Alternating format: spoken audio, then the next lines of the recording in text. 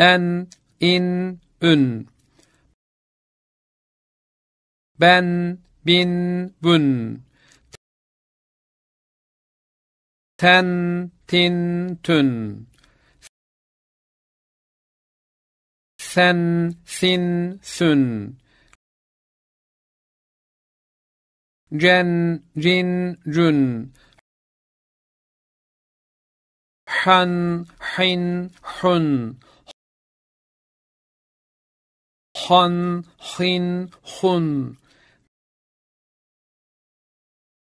Den, din, dün. Zen, zin, zün. Ran, zin, run.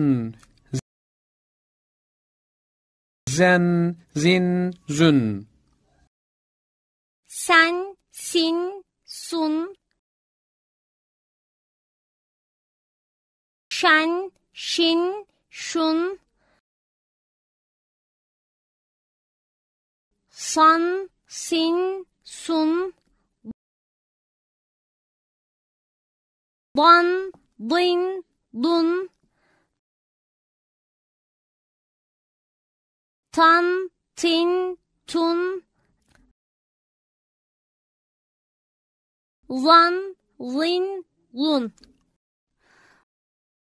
Ran, rin, run. Lan, rin, run. Fen, fin, fün. Gan, gin, gun.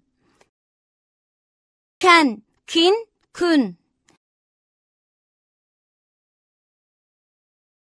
Lan, lin, lün. Man, min, mün. Nan, nin, nün. Van, vin, vün.